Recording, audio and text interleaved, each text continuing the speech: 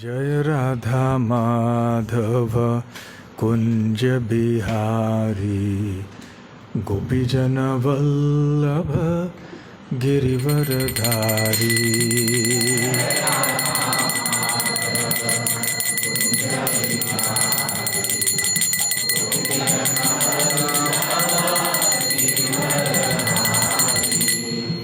जय राधा माधव कुंज बिहारी, गोपीजन वल्लभ गिरिवरधारी।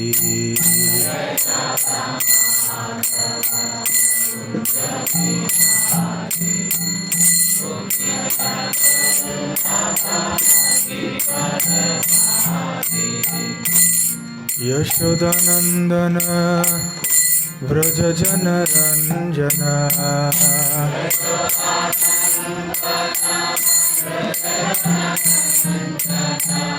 यशोदानंदन व्रज जन रंजन।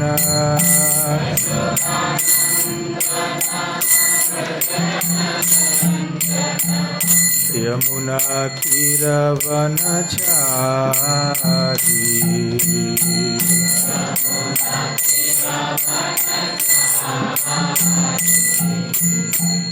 यमुना तीरवनचारी।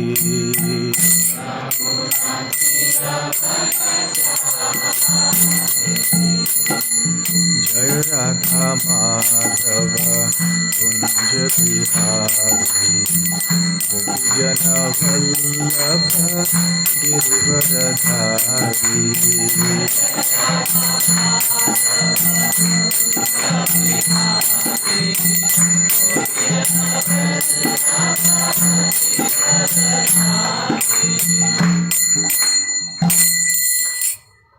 जय ओम विष्णुपाद परमहंस परिव्राजकाचार्य अष्टोत्तर सत हिज डिवाइन ग्रेस अभय चरणारविंद भक्ति वेदांत स्वामी श्रील प्रभुपाद की जय। अनंत कोटि वैष्णव वृंद की जय। श्री श्री राधा गोकुलानंद की जय। श्री श्री गौर निताय की जय। श्री श्री जगन्नाथ बलदेव सुभद्रा मई की जय। निताय गौर प्रेमानंदे। समवेत भक्त वृंद की जय। समवेत भक्त वृंद की जय। समवेत भक्त वृंद की जय। श्री श्री गुरु गौरांग की जय।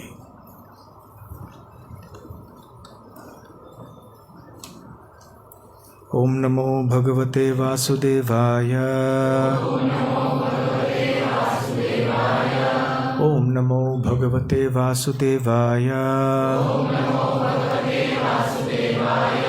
ओम नमो भगवते वासुदेवाय। श्रीमद् भगवद गीता 18वां अध्याय उपसंहार संन्यास की सिद्धि। श्लोक संख्या 74। संजय उवाच इत्यहं वासुदेवस्य पार्थस्य च महात्मनः संवादमिमम् अश्रौषम् अद्भुतं रोमहर्षणम्। संजय उवाच इत्यहं वासुदेवस्य पार्थस्य च महात्मनः संवादमिमम् अश्रौषम् अद्भुतं रोमहर्षणम्। संजय उवाच इत्यहं वासुदेवस्य पार्थस्य च महात्मनः संवादमिमम् अश्रौषम् अद्भुतं रोमहर्षणम्। दो प्रभु जी, दो माता जी। संजय उवाच इत्यहं वासुदेवस्य पार्थस्य च महात्मनः संवादमिमम् अश्रौषम् अद्भुतं रोमहर्षणम्। संजय उवाच इत्यहं वासुदेवस्य पार्थस्य च महात्मनः संवादमिमम् अश्रौषम् अद्भुतं रोमहर्षणम्। संजय उवाच इत्यहं वासुदेवस्य पार्थस्य च महात्मनः संवादमिमम् अश्रौषम् अद्भुतं रोमहर्षणम्। संजय उवाच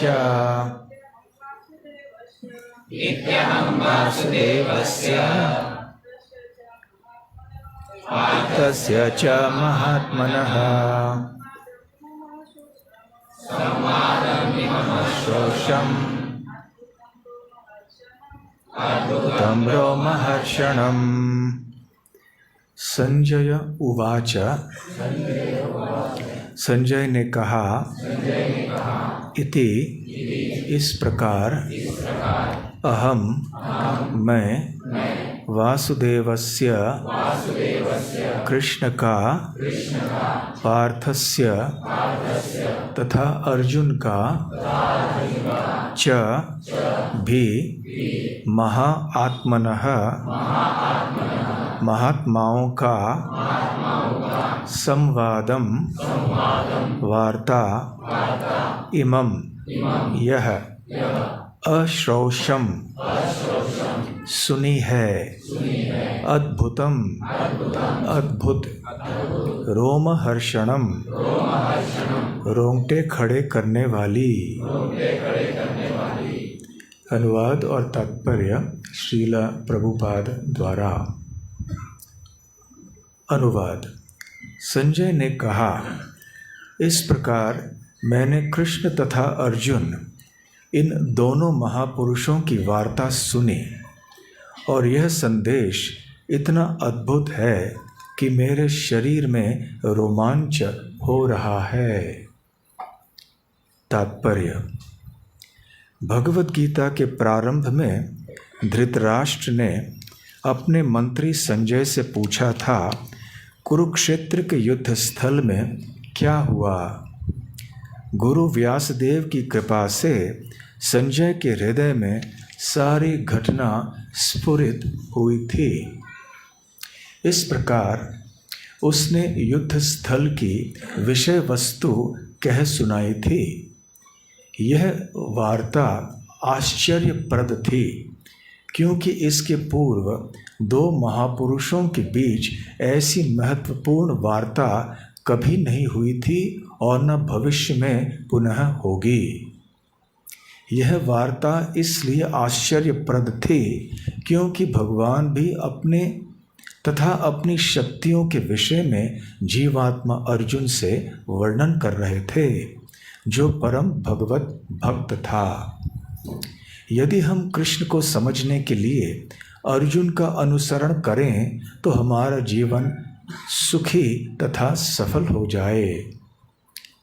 संजय ने इसका अनुभव किया और जैसे जैसे उसकी समझ में आता गया उसने यह वार्ता धृतराष्ट्र से कह सुनाई। अब यह निष्कर्ष निकला कि जहाँ जहाँ कृष्ण तथा अर्जुन हैं वहीं वहीं विजय होती है। अनुवाद को दोहराइए। संजय ने कहा इस प्रकार मैंने कृष्ण तथा अर्जुन इन दोनों महापुरुषों की वार्ता सुनी और यह संदेश इतना अद्भुत है कि मेरे शरीर में रोमांच हो रहा है। ओम ज्ञानतिमिरान्धस्य ज्ञानाञ्जनशलाकया चक्षुरुन्मीलितं येन तस्मै श्रीगुरवे नमः। श्रीचैतन्यमनोभीष्टं स्थापितं येन भूतले स्वयं रूप कदा मह्यं ददाति स्वपदान्तिकं।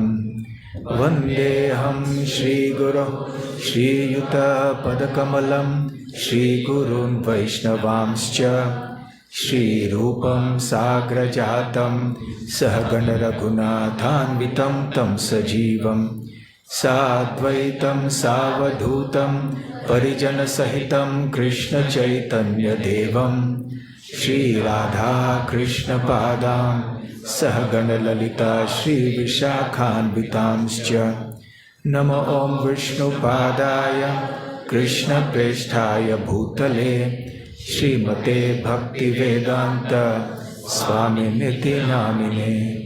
नमस्ते सारस्वते देवे गौरवाणी प्रचारिणे निर्विशेष शून्यवादी पाश्चात्यदेशतारिणे। मूकं करोति वाचालं पंगुं लङ्घायते गिरिं यत्कृपातमहं वन्दे श्रीगुरून् दीनतारणं। वाञ्छाकल्पतरुभ्यश्च कृपासिन्धुभ्य एव च पतितानां पावनेभ्यो वैष्णवेभ्यो नमो नमः। नमो महावदान्याय कृष्णप्रेमप्रदायते कृष्णाय कृष्णचैतन्य नाम्ने गौरत्विषे नमः। पञ्चतत्त्वात्मकं कृष्ण स्वरूपकं भक्तावतारं भक्ताख्यं नमामि भक्तशक्तिकम्। आराध्यो भगवान् व्रजेशतनयस्तद्धाम वृन्दावनम्। काचिदुपासना व्रजवधू वर्गेण या कल्पिता। श्रीमद्भागवतं प्रमाणममलं प्रेमापुमर्थो महान्। श्रीचैतन्यमहाप्रभोर्मतमिदं तत्रादरः न परः। हे कृष्ण करुणा सिन्धो दीनबन्धो जगत्पते गोपेश गोपिका कांत राधा कांत नमोस्तुते। तप्त कांचन गौरांगी राधे वृंदावनेश्वरी वृषभानुसुते देवी प्रणमामि हरिप्रिये। जय श्री कृष्ण चैतन्य नंद शिवासादि गौर भक्त वृंद। हरे कृष्णा कृष्णा कृष्णा हरे हरे, हरे राम राम राम हरे हरे।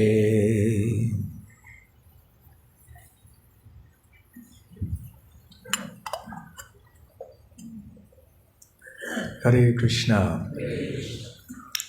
मोक्षदा एकादशी के दिवस पर आप सबका यहाँ श्री श्री राधा गोकुलानंद मंदिर में हार्दिक स्वागत है। कल हमने यहाँ भगवद गीता जयंती मनाई और यहाँ सारे भक्तों ने मिलकर भगवद गीता के 700 श्लोकों का पठन किया एक साथ। आप में से कितने भक्त यहाँ पर कल गीता पठन के लिए उपस्थित हो पाए थे? हाथ ऊपर कीजिए। बहुत कम। तो आप में से कई भक्त नहीं आ पाए। ये बहुत महत्वपूर्ण उत्सव है हम सब भक्त मिलके स्मरण करते हैं उस समय का, नहीं है ना, तो बीच बीच में हम स्मरण करते हैं उस समय का जब श्री कृष्ण ने ये बहुत ही महत्वपूर्ण संदेश अर्जुन को दिया था। और अगले साल, जैसे मैंने कल कहा था, हम बहुत बड़े पैमाने पे करेंगे। हो सकता है किसी मैदान में या स्टेडियम में करेंगे। तो हम चाहते हैं कि हज़ारों की संख्या में लोग वहाँ पर आएं। तो अगली साल कल की तरह मत कीजिए, आप सबको आना है। आज 1 साल है अभी तैयारी करने के लिए, तो अभी अच्छी तरह से गीता के श्लोकों का पठन करना शुरू कीजिए। अभी श्लोकों का पुस्तक तो है ही, उसका प्रकाशन भी मंदिर के द्वारा हुआ है, और साथ साथ प्रभुपाद जी के भगवद गीता यथारूप को भी रोज़ पढ़ना है और इसका वितरण भी करना है। विशेष रूप से इस महीने में हमारे अंतर्राष्ट्रीय श्री कृष्ण भावनामृत संघ विश्व भर में सारे भक्त भगवद गीता का वितरण करते हैं बहुत बड़े पैमाने पे। तो आशा करते हैं कि आप सब भी इस भगवद गीता पुस्तक वितरण में के कार्यक्रम में शामिल होकर भगवान कृष्ण का और श्रील प्रभुपाद जी का आशीर्वाद प्राप्त कर रहे हैं। तो ये भगवद गीता का संदेश किन की कृपा से हम तक पहुंच रहा है? हाँ, प्रभुपाद जी हैं, आगे पूर्ववर्ती आचार्य इत्यादि हैं, परंतु संजय इनके द्वारा ये धृतराष्ट्र तक पहुंचाया गया। सो संजय इनके कार्य के कारण धृतराष्ट्र समझ पाए कि युद्ध भूमि पे क्या हो रहा था, और युद्ध भूमि में युद्ध के प्रारंभ में भगवान श्री कृष्ण और अर्जुन इन 2 महापुरुषों के बीच में जो संवाद हुआ, इसका भी यथारूप वर्णन, जैसे है वैसे वर्णन संजय ने किया। किस प्रकार से किया, कैसे किया, क्यों वो ऐसा कर पाए इत्यादि हम बाद में देखेंगे। तो जैसा कि मैंने कल कहा था, हम आज संजय ये महत्वपूर्ण व्यक्ति हैं, भगवान कृष्ण के भक्त हैं, हम उनकी चर्चा करेंगे, और केवल आज नहीं अगले रविवार को भी करेंगे।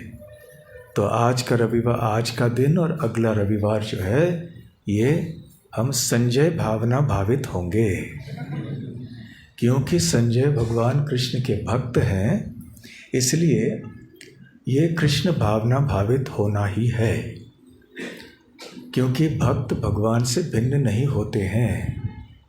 और जैसे कि हम इस श्लोक में भी देख रहे हैं, जब संजय ने भगवद गीता का संवाद सुन के ही तो फिर उन्होंने आगे जाके धृतराष्ट्र को कहा ना।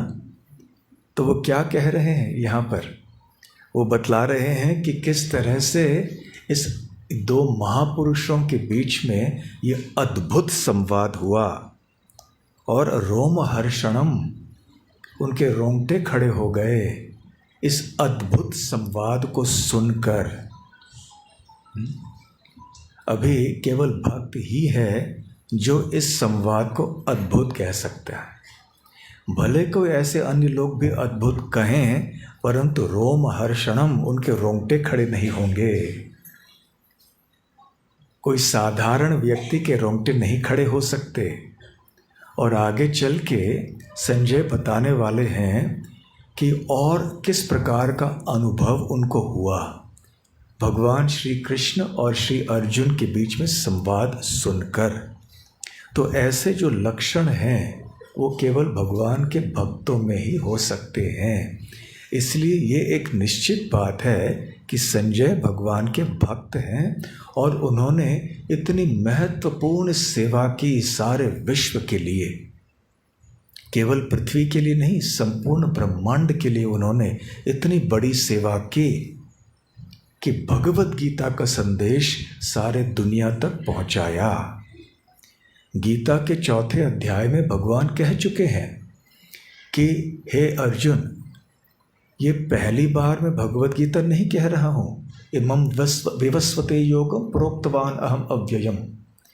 तो मैंने अनेक वर्ष पूर्व, लाखों करोड़ों वर्षों पूर्व मैंने यही संदेश सूर्यदेव विवस्वान को दिया था और इससे फिर परंपरा में ये ज्ञान आता गया।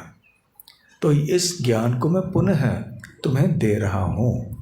तो जिस रूप में भगवान श्री कृष्ण ने विवस्वान को ज्ञान दिया था, हो सकता है, बल्कि निश्चित रूप से रूप में अंतर था उसका, क्योंकि यहाँ जिस भगवत गीता से हम परिचित हैं उसमें केवल 700 श्लोक हैं, परंतु जिस गीता को भगवान श्री कृष्ण ने विवस्वान से कही थी उसमें कितने श्लोक थे ये नहीं पता। लंबा संवाद हुआ होगा उस समय, हो सकता है उसमें हजारों करोड़ों श्लोक भी हुए होंगे, नहीं पता।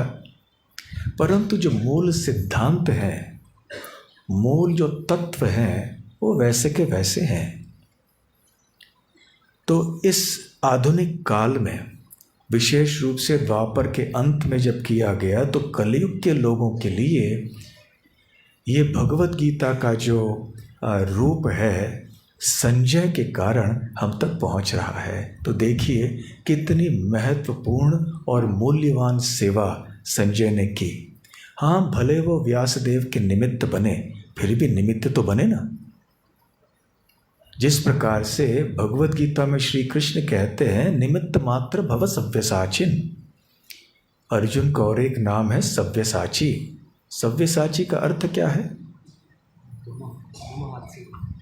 दोनों हाथों से। सव्य मतलब क्या? बायां हाथ। ब्राह्मण बोल सकते हैं, आप करते हो ना अपने, क्या बोलते हो? सव्य। सव्य क्या करना चाहिए? उपवीत को सव्य, बाएं तरफ। तो सव्य अर्थात बायां। अर्जुन दाएं हाथ के से करते थे साधारण काम। हम अधिकतर लोग दाहिने हाथ से काम करते हैं, थोड़े लोग बाएं हाथ से करते हैं। तो जब हम ये कहते हैं कि कोई बाएं हाथ से भी कुछ कर सकता है, इसका मतलब है कि दोनों हाथ से कर सकता है, दाहिने हाथ से भी और बाएं हाथ से भी। तो अर्जुन वैसे दाहिने हाथ से कार्य किया करते होंगे, परंतु जब तीर चलाने की बात आती थी तो दोनों हाथों से कर सकते थे, इसलिए उनका नाम हुआ सव्यसाची। तो श्री कृष्ण कहते हैं कि हे सव्यसाची, मैंने तो इन कौरवों की हत्या कर ही दी है, परंतु मैं चाहता हूं कि तुम्हें श्रेय मिले, तुम मेरा निमित्त बन के युद्ध में लड़ाई करो। तो इस प्रकार से श्रेय अर्जुन को जाता है। इसलिए हम अर्जुन का स्मरण करते हैं कि अर्जुन कितने शक्तिशाली योद्धा थे, भगवान कृष्ण के कितने बड़े भक्त थे। तो अर्जुन को कितना बड़ा श्रेय जाता है, यद्यपि वो केवल निमित्त थे। यद्यपि कहना ठीक नहीं है, क्योंकि भगवान के हाथों में निमित्त बनना भी ये कोई साधारण व्यक्ति के बस की बात नहीं है। भगवान केवल ऐसे विशेष व्यक्तियों को ही चुनेंगे ना, जो कि उनके निमित्त बन सके इतने बड़े कार्य करने के लिए। तो उसी प्रकार से भगवत गीता का संदेश सारी दुनिया तक पहुंचाना ये बहुत बड़ा कार्य है। इसलिए कोई साधारण आदमी को ये सौंपा नहीं गया था, संजय जैसे व्यक्ति को सौंपा गया। किन्होंने सौंप दिया? व्यासदेव जी ने। और इसके बारे में हम अगले रविवार को विस्तार में सुनेंगे। तो इतना इस समय कहना पर्याप्त है कि संजय न केवल एक बहुत अच्छे कृष्ण भक्त थे, परंतु उन्होंने बहुत बड़ी सेवा भी की। भगवत गीता के पहला श्लोक कैसे प्रारंभ होता है? धृतराष्ट्र उवाच से शुरू होता है, धर्म क्षेत्र से नहीं। धृतराष्ट्र उवाच धर्म क्षेत्रे कुरुक्षेत्रे समवेतायुयुत्सवः। तो धृतराष्ट्र के कहने से शुरू होता है और उसके बाद में तुरंत संजय उवाच, कि संजय ने कहा। उवाच मतलब कहा। तो हम देखते हैं कभी धृतराष्ट्र कुछ कहते हैं, कभी संजय कहते हैं, कभी अर्जुन कहते हैं श्री अर्जुन उवाच, और कभी कभी श्री भगवान उवाच। तो संजय भगवत गीता का जो कथन है वो संजय का कथन है, संजय उवाच।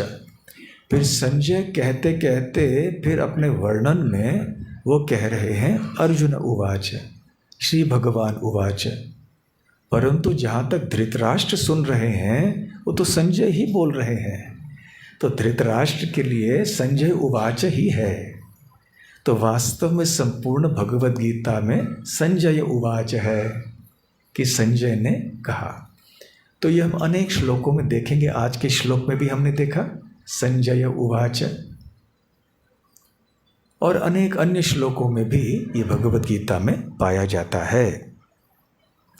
तो संजय की भूमिका भगवद गीता में बहुत महत्वपूर्ण है, साथ साथ संपूर्ण महाभारत में भी बहुत महत्वपूर्ण भूमिका है संजय की। और आज और अगले रविवार को इस महत्वपूर्ण भूमिका के बारे में थोड़े विस्तार में चर्चा करेंगे। बहुत ज़्यादा विस्तार में संभव नहीं है क्योंकि महाभारत में इतने अनेक प्रसंग हैं जिनमें संजय का उल्लेख हुआ है। तो ये संजय शब्द का अर्थ क्या है? आजकल तो संजय बहुत ही लोकप्रिय नाम है। आप में से कोई है जिनका नाम संजय है? होंगे अवश्य, कोई ना कोई होंगे ना, नहीं?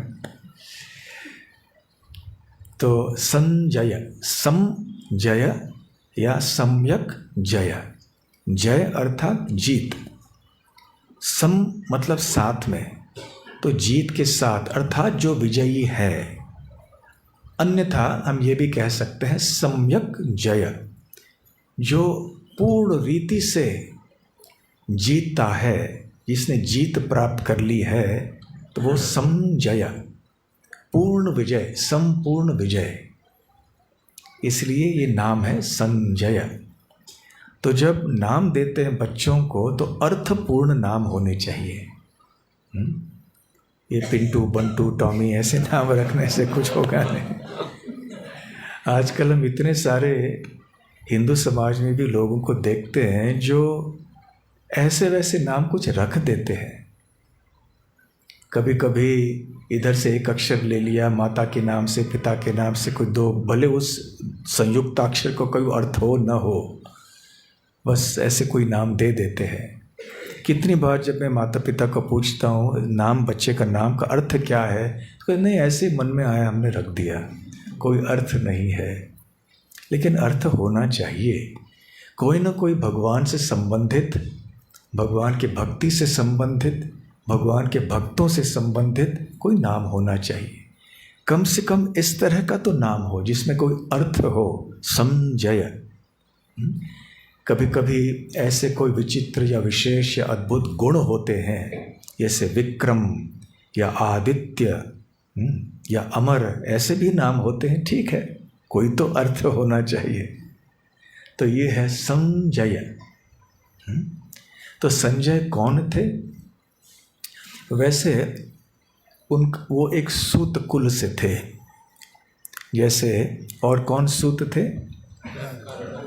सूत और सूत गोस्वामी, रोमहर्षण सूत।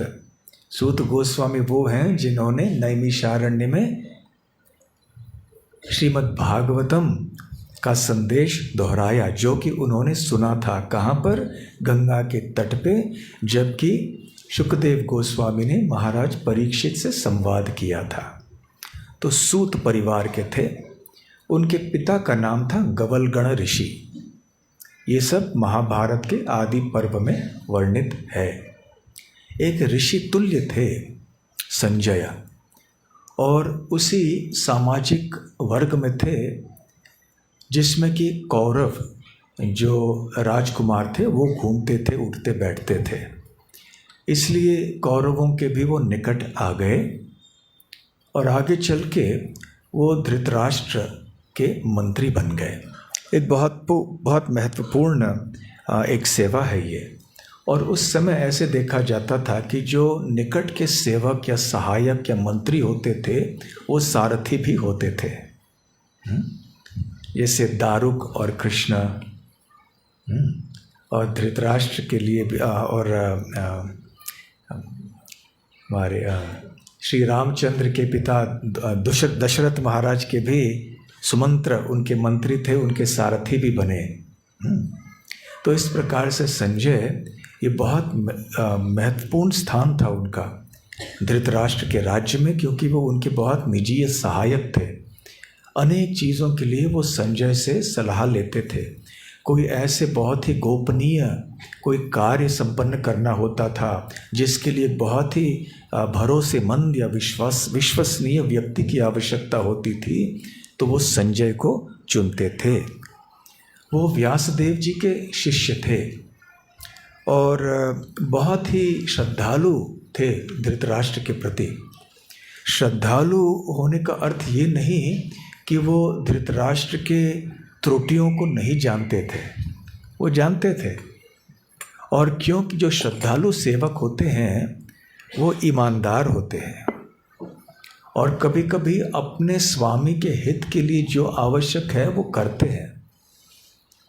कभी कभी मीठे वचन बोलते हैं, परंतु कभी कभी यदि अपने स्वामी की भलाई के लिए कोई कटु वचन कहने की आवश्यकता हो तो वो भी बोल देते हैं। परंतु ऐसे श्रद्धालु सेवक के इस प्रकार के कटु वचन कहने में और ईर्ष्यालु व्यक्ति के कटु वचन कहने में बहुत बड़ा अंतर होता है। तो विदुर, भीष्म, द्रोण इत्यादि जब इन्होंने कटु वचन कहे, ये भी शुभ चिंतक के रूप में किए, एक हितैषी के रूप में किए। उसी प्रकार से संजय भी जब कोई कटु वचन कहा करते थे तो धृतराष्ट्र के हित के लिए कहा करते थे। और एक बात है, ऐसे व्यक्ति जैसे कि संजय, भीष्म इत्यादि जो भी वो कटु वचन भी कहते तो धर्म के आधार पर कहते थे। दूसरी ओर दुर्योधन आदि कभी कभी कटु वचन कहते। दुर्योधन भी अपने पिता के विरुद्ध में कितना कुछ कह बैठे थे, परंतु वो ईर्ष्या से, अधर्म से स्फुरित होते थे। और आगे चल के हम देखेंगे कि किस प्रकार से संजय इतने श्रद्धालु सेवक होने के बाद भी धृतराष्ट्र से कटु वचन या सत्य कहने के लिए हिचकिचाए नहीं। जब युधिष्ठिर महाराज इंद्रप्रस्थ पे राज्य कर रहे थे तो आधा आधा बट गया था ना राज्य, और कौरव हस्तिनापुर में थे। तो उस समय युधिष्ठिर महाराज ने राजसूय यज्ञ संपन्न किया। तो उस राजसूय यज्ञ में बहुत सारे पृथ्वी से जितने भी राजा महाराजा थे, बड़े बड़े नागरिक थे, उन सबको आमंत्रण दिया गया था। तो उस समय युधिष्ठिर महाराज का प्रतिनिधित्व करते हुए संजय सारे अतिथियों का स्वागत कर रहे थे। तो देखिए कितना घनिष्ठ संबंध था संजय का। आगे चल के एक बहुत ही बुरी घटना हुई जब द्यूत क्रीड़ा में धोखेबाजी के कारण युधिष्ठिर महाराज को हराया गया। जैसा कि आपने सुना होगा कि युधिष्ठिर महाराज ने एक वचन लिया कि यदि मुझे कोई युद्ध में या द्यूत क्रीड़ा में ललकारे, चुनौती दे, तो मैं उसे स्वीकार करूँगा, मैं मना नहीं करूँगा। तो युधिष्ठिर महाराज अपने स्वयं के वचनों से बद्ध होकर द्यूत क्रीड़ा में चल पड़े। इसलिए फिर आगे चल के हम सब जानते हैं कि उसका परिणाम क्या हुआ। तो अंततः फिर उनको वनवास में जाना पड़ा और वनवास में 12 वर्ष रहना, उसके बाद 1 साल अज्ञातवास में रहना, और उसके बाद उनको उनका राज्य मिलना था, इंद्रप्रस्थ। जब ऐसे वनवास में भेजा गया उस समय, तो धृतराष्ट्र के पास संजय ने आके उनकी भर्त्सना की।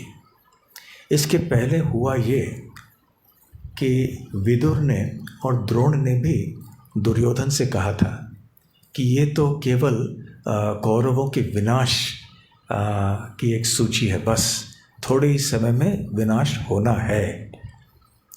ये सुनकर थोड़े हिल गए थे धृतराष्ट्र, और फिर जब पांडव चले गए तो उनको पता चला कि आगे चल के अब कोई शुभ घटनाएं होने वाली नहीं है, तो वो बहुत ही दुखी हो गए, पीड़ित हो गए। तो उस समय संजय उनके पास आए। हे महाराज, आपको अभी संपूर्ण पृथ्वी के ऊपर साम्राज्य प्राप्त हो गया है, और पृथ्वी में जितना भी धन है वो सब आपका है। अभी आपकी इच्छा थी कि पांडवों को वनवास में जाना है, ये इच्छा भी आपकी पूरी हो गई। तो अभी आप दुखी क्यों लग रहे हैं इतना? क्या कारण है आपके दुख के पीछे? तो धृतराष्ट्र ने कहा कि जिस प्रकार से द्रोणाचार्य ने कहा, विदुर ने कहा कि अब मेरे पुत्र जो कौरव हैं और पांडु के पुत्र जो पांडव हैं, इनमें युद्ध होना ही होना है, ये सारे लोग कह रहे हैं। तो इस विचार से मेरी मन की शांति भंग हो गई है, क्योंकि मैं जानता हूँ कि पांडवों के साथ में श्री कृष्ण हैं, पांडव कितने शक्तिशाली हैं, तो मेरे पुत्रों का हार जो है वो निश्चित है। इसलिए मैं बहुत दुखी हो गया हूँ और मेरी नींद नहीं आ रही है रात में। तो फिर संजय ने कहा कि हे राजन, जो भी अब हुआ है वो केवल आपकी बड़ी भूल हुई है। ये जितनी भी घटनाएं हुई हैं ये आपके कारण हुई हैं। यदि आप चाहते तो आपके दुष्ट बेटे को आप रोक सकते थे, परंतु आपने रोका नहीं। तो अभी दुख का अनुभव तो होना ही है। अभी पश्चाताप या प्रायश्चित करने से क्या लाभ है? ये घटनाएं जो हैं ये आपके अनुमति से हुई। तो इसलिए कुरुवंश का विनाश अब निश्चित है। और जिस प्रकार से आपने द्रौपदी के भरी सभा में खींच लिए जाने पर और इस प्रकार से अपमानित किए जाने पर भरी सभा में आप चुप रहे, आपने कुछ कहा नहीं, आपने अनुमति दी, इस एक कार्य से आपको पता नहीं है कि आपके कल्पना से बाहर है वो दुर्भाग्य, वो विनाश जो आप सारे आपके कुल के ऊपर लाने वाले हैं। केवल आपके ऊपर नहीं, परंतु जितने भी कुरुवंशी हैं उन सब का विध्वंस होना है इस एक कारण से। जब कोई व्यक्ति पराजय और अपमान का सामना करने जा रहा है, या जब उसके लिए पराजय और अपमान निश्चित है, तो सबसे पहले जो देवगण हैं उसकी बुद्धि भ्रष्ट कर देते हैं, उसकी सद्बुद्धि खत्म हो जाती है। आपने वो कहावत सुनी होगी, विनाश काले विपरीत बुद्धि। तो जब विनाश का काल आ जाता है तो व्यक्ति की बुद्धि नष्ट हो जाती है। और फिर इस प्रकार ऐसा व्यक्ति जिसकी की बुद्धि नष्ट हो चुकी है, वो हर चीज़ को उल्टा देखने लगता है, विपरीत दृष्टि से देखता है, और उसे ऐसे प्रतीत होता है कि बुराई भी अच्छी है और अच्छाई बुरी है, ऐसा उसे लगने लगता है, क्योंकि उसकी बुद्धि भ्रष्ट हो चुकी होती है। इसलिए जो व्यक्ति ऐसे विनाश काल या ऐसे विनाश या पराजय के अवस्था से अभिभूत हो चुका है, तो वो ऐसे अनैतिक और दुष्ट कार्यों में आनंद लेने लगता है। और यही दशा आपके पुत्र दुर्योधन की है। और आपके पुत्र दुशासन की है, शकुनी, कर्ण जैसे लोगों की भी है। तो जब आपकी दशा ऐसे होने वाली है तो आप कल्पना कर सकते हैं कि दुर्योधन आदि की दशा क्या होने वाली है, कितनी बुरी हालत उनकी होने वाली है। तो ऐसे कटु वचन संजय ने धृतराष्ट्र से कहे। साधारणतः ऐसे निकट के व्यक्ति ही इस तरह की भाषा कह सकते हैं, नहीं तो कोई साधारण व्यक्ति आके ऐसे कहे, आजकल के समय में तो कोई कह ही नहीं सकता। परंतु पहले भी यदि राजा दुष्ट होता था तो यदि ऐसे कोई कहने का साहस करता तो उसको बस मृत्यु दंड दे देता। परंतु धर्मपरायण राजा जो होते थे वो प्रजा से भी ऐसे कभी कभी सुन लेते थे, कम से कम अपने निकट के जो सलाहकार होते थे उनसे तो सुन लेते थे। तो धृतराष्ट्र पहले से ही दुखी थे और अब संजय ने आके ऐसे कटु वचन कह दिए। धृतराष्ट्र को पता चला कि संजय जो कह रहे हैं वो सत्य है। फिर भी धृतराष्ट्र ने कहा कि हे सूत, वैसे जब द्रौपदी का अपमान भरी सभा में हुआ तो जितने भी पुरोहित हैं जो प्रतिदिन यहाँ पे सायंकाल में और प्रातःकाल में अग्निहोत्र करते हैं, उन्होंने सायंकाल के अग्निहोत्र को करने से मना कर दिया। और इसके बाद एक के बाद एक सब जगह मुझे अशुभ लक्षण दिखाई पड़े, जिससे मुझे पता चला कि जो हुआ है वो बहुत बुरा हुआ है और इसके परिणाम अच्छे बिल्कुल नहीं होने वाले हैं। और विदुर जी पहले से मुझसे कह चुके हैं कि पांडव जो हैं ये कभी भी द्रौपदी के अपमान को भूलेंगे नहीं। बार बार विदुर ने मुझसे कहा, मुझे सलाह दी कि शांति बनाए रखो, पांडवों के साथ और कौरवों के बीच में शांति होनी चाहिए, जो पांडवों का अधिकार है उनको दे दो, इस प्रकार से ही शांति होगी। परंतु विदुर जी की सलाह को मैं स्वीकार नहीं कर पा रहा हूँ, क्योंकि मेरे हृदय में मेरे दुष्ट पुत्र के प्रति बहुत आसक्ति है। तो धृतराष्ट्र जानते थे कि दुर्योधन कितना दुष्ट है, कितना घमंडी है, परंतु आसक्ति का स्वभाव कल के लक्षण देखिए। आसक्ति जब आ जाती है तो बुद्धि भ्रष्ट हो जाती है। इसलिए शास्त्रों में ऐसे कहा गया है कि निरासक्ति ही हमारे लिए सुख का कारण है। असंग शस्त्रेण दृढ़ेन छित्त्वा, असंग निरासक्ति से हमें भौतिक बंधनों को काटना चाहिए, ऐसे 15वें अध्याय में श्री कृष्ण भी कहते हैं। तो जहाँ आसक्ति ज़्यादा होती है वहाँ पे कष्ट ज़्यादा होता है, अज्ञान वहाँ पे ज़्यादा होता है। तो खैर इस घटना के थोड़े समय बाद धृतराष्ट्र ने विदुर को बुलाया। विदुर भी उनके बहुत महत्वपूर्ण एक सलाहकार थे, भाई थे दोनों। तो धृतराष्ट्र ने विदुर से पूछा कि मेरे पुत्रों का कल्याण कैसे होना है। जब अब तुम भी कह रहे हो, द्रोणाचार्य कह रहे हैं, संजय कह रहे हैं, सभी लोग कह रहे हैं कि कुरुवंश का विनाश होना है, तो मेरे पुत्रों के बारे में मैं बहुत चिंतित हूँ।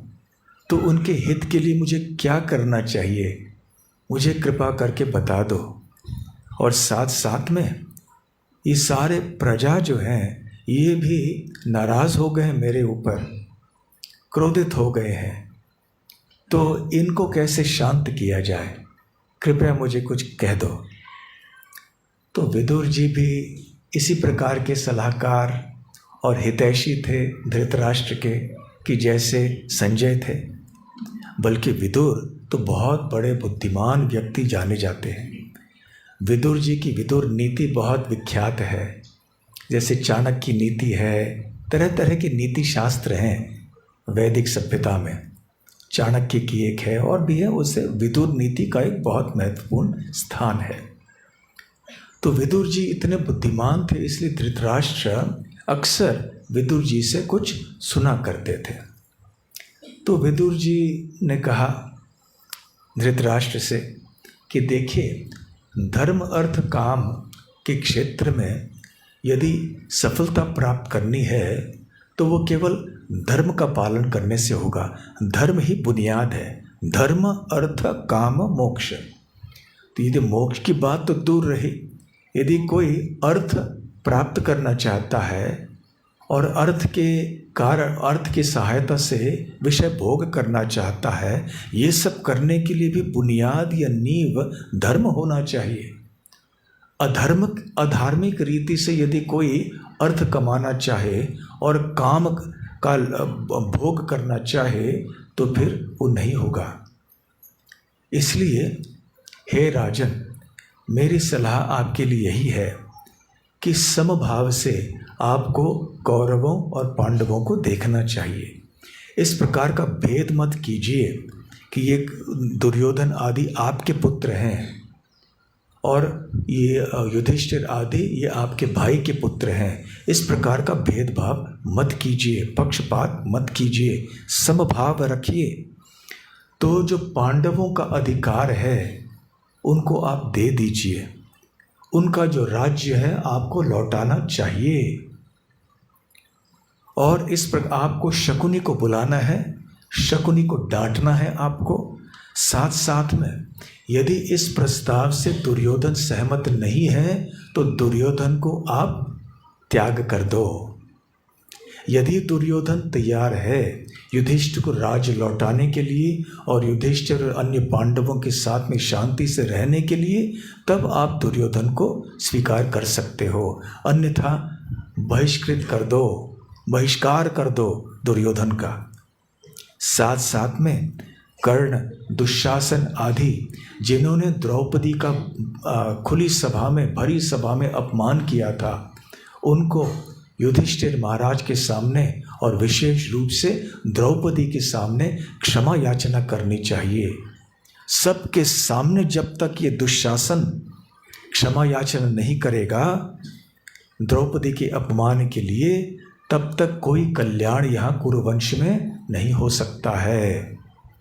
तो ये एकमात्र उपाय है हे राजन, परिस्थिति को ठीक करने के लिए, और मेरा सलाह केवल यही है मैं जो आपको दे सकता हूँ। इसके अतिरिक्त मेरे पास और कोई सलाह नहीं है आपके लिए। तो धृतराष्ट्र को गुस्सा आया। धृतराष्ट्र वास्तव में विदुर से बहुत प्रेम करते थे और वो जानते थे कि विदुर उनका शुभ चिंतक है। फिर भी आसक्ति होने के कारण गुस्सा आ गया। उन्होंने कहा, मैं सोचता हूँ विदुर कि तुम मेरे शत्रु हो और इस प्रकार के टेढ़ी बातें तुम कह रहे हो, को अयोग्य मुझे तुम सलाह दे रहे हो। मैंने आज तक सोचा था कि तुम बहुत धर्मपरायण व्यक्ति हो और बहुत ज्ञानी और विद्वान व्यक्ति हो, परंतु आज मेरा निर्णय बदल गया है। अब मुझे पता चला है कि तुम बुद्धिमान नहीं हो, इसलिए आज से मैं तुम्हारी सलाह स्वीकार नहीं करूँगा। तुम या तो यहाँ पर रहो और या तो यहाँ से चले जाओ। इतने कटु वचन आज धृतराष्ट्र ने कह दिए। तो विदुर को ऐसे शब्द तीर के समान, हृदय में तीर के समान प्रतीत हुए। विदुर को इतना बुरा लगा कि तुरंत उस स्थान को छोड़कर वो चले गए। और ये केवल एक बार ऐसे नहीं, आगे चल के और भी होना था। आगे चल के भी दुर्योधन इसी प्रकार के कटु वचन बोलने वाला था विदुर को, जिसके कारण विदुर दोबारा राज्य छोड़कर चले गए। और इसलिए विदुर को पता नहीं चला कि कुरुक्षेत्र में क्या हुआ, किस प्रकार का युद्ध होना था, कैसे हुआ। विदुर और बलराम ऐसे दो व्यक्ति से थे जो युद्ध से दूर चले गए। तो विदुर तो निकल गए, पांडवों के पास गए।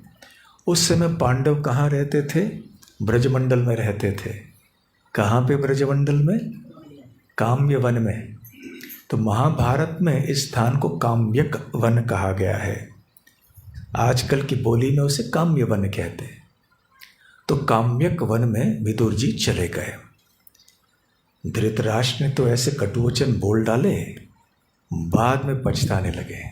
ऐसे होता है ना कभी कभी, कभी कभी हम भी गुस्से में आकर किसी से कुछ शब्द कह देते हैं, बाद में पछताते हैं कि अरे मैंने क्या कह दिया, बहुत बड़ी गलती कर ली।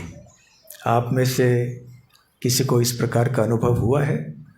कितने भक्तों को हुआ अनुभव? हाथ ऊपर कीजिए कि कुछ गुस्से में आके आपने कुछ कह दिया, बाद में सोच लगे अरे रे रे रे क्या कह दिया, मैं नहीं कहना चाहिए था। तो धृतराष्ट्र रात भर सो नहीं पाए। बहुत दुख हुआ कि मैंने विदुर से इतने कटु वचन कहे, क्यों कहा मैंने। तो फिर बुलाया, किनको बुलाया? संजय। और कौन? संजय को बुलाया कि संजय मुझसे बहुत बहुत बड़ी गलती हो गई। विदुर मेरे भाई हैं, विदुर मेरे हितैषी हैं, मुझसे बहुत प्रेम करते हैं, मैं भी उनसे बहुत प्रेम करता हूँ। और वो जो विदुर कह रहे थे वो सत्य कह रहे थे, परंतु मैं क्या करूँ, मेरे हृदय में इतनी आसक्ति है मेरे ज्येष्ठ पुत्र दुर्योधन से कि मैं इस प्रकार के सलाह को स्वीकार करने के लिए समर्थ नहीं हूँ। इसलिए मुझे क्रोध आ गया और मैंने मेरे संतुलन को खोकर इस प्रकार की बातें कह डाली। लेकिन अब मुझे इतना पछतावा हो रहा है, इसके लिए एक ही उपाय है संजय, तुम तुरंत चले जाओ काम्यक वन में जहाँ की पांडव हैं और वहाँ से विदुर को बुला कर ले आओ। मेरी क्षमा याचना जो है उन तक पहुँचाना। तो फिर तुरंत संजय गए वहाँ पर। ऐसे कठिन कार्यों के लिए धृतराष्ट्र संजय को चुनते थे। जो बारीकी के नाजुक कार्य होते थे उसके लिए संजय जैसे बुद्धिमान व्यक्तियों की आवश्यकता होती थी। इसलिए कोई राजा होते हैं या आजकल के काल में भी जो दूत होते हैं बहुत ही बुद्धिमान व्यक्ति होते हैं, होना चाहिए कम से कम। उनको पता होना चाहिए कि कैसे बात करनी चाहिए, क्या कौन से शब्दों का प्रयोग करना चाहिए, क्योंकि एक बार कोई ऐसे गलत शब्द निकल गए तो दोनों देशों के बीच में संबंध खराब हो सकते हैं। इसलिए जो ऐसे राजनीति के क्षेत्र में रहते हैं और तो उनको बहुत अपने शब्दों के संबंध में सावधान होना पड़ता है। तो बहुत बुद्धिमान लोगों को चुना जाता है दूत बनने के लिए। तो संजय चले गए वहाँ पर और कह दे कि विदुर जी, धृतराष्ट्र को बहुत भारी पछतावा हो रहा है। तो वो क्षमा याचना कर रहे हैं। विदुर का हृदय पिघल गया। विदुर ने भी सोचा ये भी मेरे भाई हैं, बेचारे बुरे आदमी नहीं हैं, लेकिन आसक्ति के कारण क्या करें, हृदय दौर्बल्यम। भगवद गीता में जैसे कहा गया है अर्जुन के बारे में, हृदय दौर्बल्यम, हृदय के दुर्बलता के कारण वो ऐसे गलत काम करते हैं। तो लौट के आए विदुर और फिर धृतराष्ट्र के आंखों से बहुत आंसू बह रहे थे। उन्होंने बहुत क्षमा याचना की, गले लगाया विदुर का और फिर दोनों के बीच में संबंध फिर से ठीक हो गए। तो ये संजय के कारण हुआ। फिर आगे चल के संजय ने विस्तार में वर्णन किया धृतराष्ट्र को कि जब वो काम्यक वन में गए थे तो वहाँ पर किस प्रकार से श्री कृष्ण, अर्जुन इत्यादि बात कर रहे थे।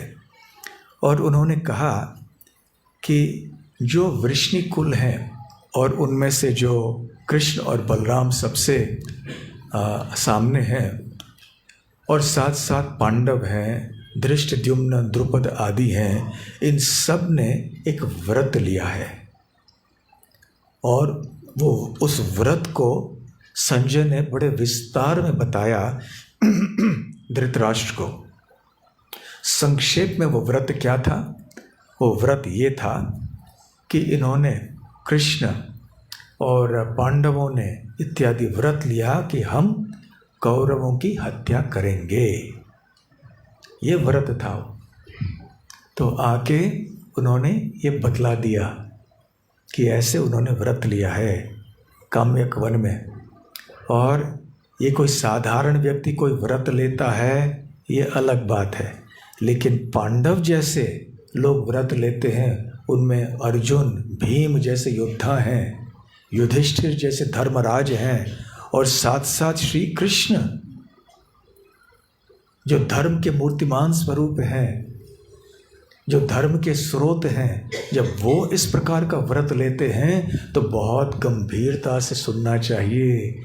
तो धृतराष्ट्र ने सुन लिया इन बातों को और उनके हृदय में अशांति और भी बढ़ गई। तो खैर ऐसे कई वर्ष बीत गए। 13वां वर्ष अज्ञातवास का था, वो भी समाप्त हो गया। फिर अज्ञातवास समाप्त होने के बाद पुनः वो लोगों के सामने आ गए। उस समय वो उपप्लव्य में थे। उपप्लव्य महाराज विराट की राजधानी थी, जहाँ पर वो 1 वर्ष अज्ञातवास में थे पांडवगढ़। तो उस समय खबर पहुँच गई हस्तिनापुर में कि पांडवों का वनवास समाप्त हो चुका है, 13 वर्ष हो गए। अभी वहाँ पर सभी के मन में प्रश्न एक था। क्या प्रश्न था? 13 वर्ष समाप्त हो गए तो कौन सा प्रश्न? हाँ, प्रश्न कौन सा था मुख्य? राज्य मिलेगा कि नहीं मिलेगा? जब द्यूत क्रीड़ा हुई थी और युधिष्ठिर महाराज को अवैध तरीके से हराया गया था, तो उस समय शर्त लगाई गई थी कि जो हारेगा वो 13 वर्ष वनवास में रहेगा। उसमें जो अंतिम वर्ष है वो अज्ञात रूप में, और यदि वो ढूंढे गए उस 13वें वर्ष में पुनः उनको अज्ञातवास 13 वर्ष करना पड़ेगा। तो जब वो लौट के आएंगे फिर उनको इंद्रप्रस्थ मिलना था। ये तो साधारण रूप से सर्वविदित था, किंतु दुर्योधन का दुष्ट स्वभाव सभी लोग जानते थे, और जब एक व्यक्ति दुष्ट होता है और उसके संगी उसके साथी भी दुष्ट होते हैं तो कोई अच्छे चीज़ की अपेक्षा कैसे की जा सकती है? सबको संशय तो होगा। इसलिए ये बड़ा प्रश्न उत्पन्न हुआ उस समय कि क्या पांडवों का राज्य उनको मिलेगा या नहीं। और इससे संबंधित दूसरा प्रश्न कौन सा उत्पन्न होगा? युद्ध होगा कि नहीं? क्योंकि यदि पांडवों का राज्य उनको नहीं मिला तो युद्ध तो होना ही था फिर। तो जब युद्ध की बात आई तो धृतराष्ट्र को बहुत भय उत्पन्न हुआ, बहुत भय का अनुभव हुआ, क्योंकि उनको पता था कि पांडवों के कारण मेरे पुत्रों की हत्या होनी है। तो बहुत चिंतित होकर उस समय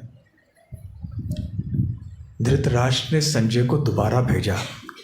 संजय को बुलाया और कहा कि हे संजय, उपप्लव्य में जाओ और वहाँ पांडवों से इस प्रकार से चर्चा करो ताकि उनका मन शांत हो जाए, उनको थोड़ी बहुत सांत्वना दे दो, और इस प्रकार से ऐसे प्रयास करो कि युद्ध न हो, कि पांडवों और कौरवों के बीच में शांति बनी रहे। और फिर धृतराष्ट्र जब संजय से बात कर रहे थे तो वो पांडवों की भूरी भूरी प्रशंसा करने लगे।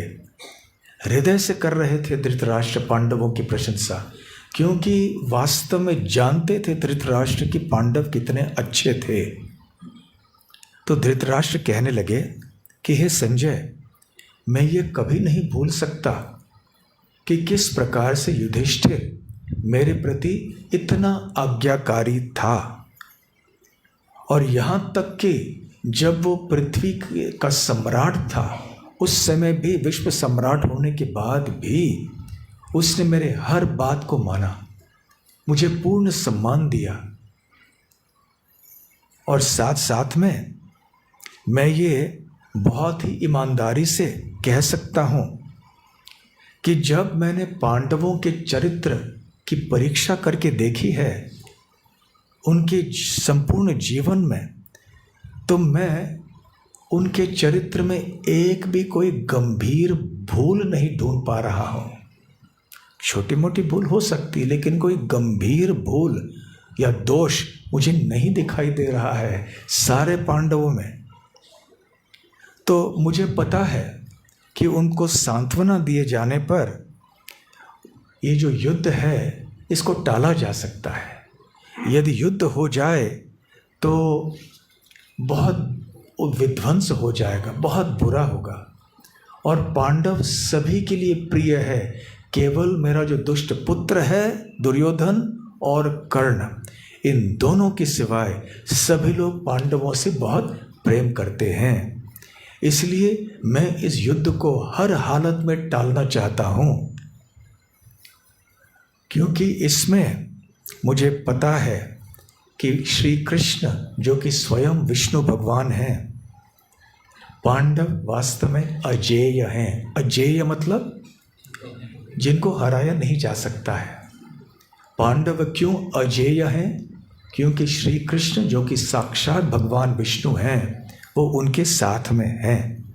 और मुझे पता है निश्चित रूप से मैं जानता हूँ कि जब ये दो कृष्ण एक साथ में एक रथ में रहेंगे तो फिर मेरे जितने भी पुत्र हैं 100 पुत्र, उनका विनाश होना निश्चित है। ये दो कृष्ण कैसे हो गए? अर्जुन का नाम भी कृष्ण है। तो कृष्ण है ही। वसुदेव के पुत्र कृष्ण, साथ साथ में अर्जुन का नाम भी कृष्ण है क्योंकि उनका भी रंग सांवला था। और द्रौपदी का नाम कृष्णा है, दीर्घ मात्रा कृष्णा। और यमुना का नाम भी कृष्णा है। इसलिए जब हम कहते हैं हरे कृष्णा नहीं कहना चाहिए, तो फिर हम राधा रानी और द्रौपदी को पुकार रहे हैं, या राधा रानी या यमुना को पुकार रहे हैं। वो भी ठीक है, कोई गलत नहीं, वो भी भक्त हैं भगवान के, परंतु महामंत्र है कृष्ण। हरे कृष्ण कृष्ण कृष्ण हरे हरे, हरे राम राम राम हरे हरे। उत्तर भारत जैसे राम शब्द है ना, उत्तर भारत में राम कहते हैं, राम, और दक्षिण भारत में रामा कहते हैं, अयो रामा। वो न राम है न रामा है, वो राम है, म। उसी प्रकार से ना कृष्ण न कृष्णा है, कृष्ण है। ऋषिकेश में बहुत साल पहले हमारे भक्त लोग जब गए थे पहली बार, तो मैं भी वहाँ गया था एक बार ऐसे उनके आश्रम में 2-4 दिन रहने के लिए। तो वहाँ के स्थानिक लोग थोड़े आए थे, बहुत विचलित हो गए थे। और उनकी क्या शिकायत थी? उन्होंने कुछ दुष्प्रचार किया था हमारे भक्तों के बारे में कि ये लोग हमारी संस्कृति को विनाश कर रहे हैं। तो भक्तों ने उनको बुलाया था कि भाई हम किस प्रकार से आप हमारी संस्कृति का विनाश कर रहे हैं, हम तो भगवान के नाम का प्रचार कर रहे हैं। नहीं, वो कह रहे थे हमारे भगवान हैं कृष्ण भगवान हैं, और आपने कृष्ण भगवान को कृष्णा बना दिया, तो ये आपने सब गलत कर दिया। तो उत्तर में हो कृष्ण और दक्षिण में कृष्णा या रामा, तो यही है कृष्ण। तो ये कृष्ण और कृष्णा में अंतर भी समझना है। तो धृतराष्ट्र कह रहे हैं कि जब दोनों कृष्ण अब एक रथ पे होंगे तो मेरे पुत्रों के लिए पराजय और विनाश निश्चित है। इसलिए हे संजय, एक शांति दूत बनके मेरा प्रतिनिधित्व करके उपप्लव्य में जाके पांडवों को शांत करो। और तुरंत वहाँ से निकल पड़े संजय। निकलकर उपप्लव्य में पहुँचे, पांडवों ने उनका हार्दिक स्वागत किया। और संजय ने युधिष्ठिर महाराज से कहा कि किस प्रकार से धृतराष्ट्र महाराज उनके कल्याण के बारे में, उनके हालचाल के बारे में चिंतित हैं और पूछ रहे थे। साथ साथ युधिष्ठिर महाराज ने भी कुरुवंशियों के कल्याण के बारे में जिज्ञासा की।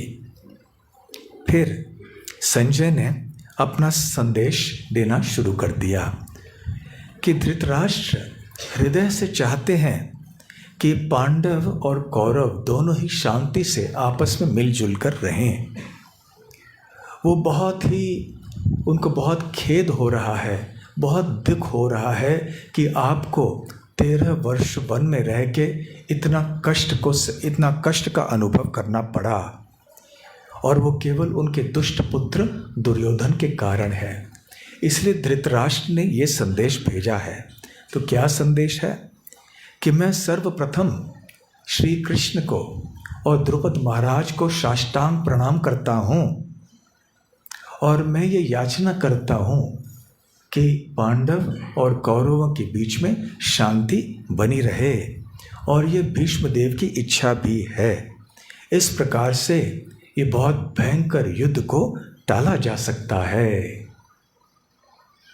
तो ये धृतराष्ट्र का प्रस्ताव संजय ने आके युधिष्ठिर महाराज के सामने रखा। उस समय अन्य पांडव भी उपस्थित थे, वहाँ पर श्री कृष्ण भी उपस्थित थे।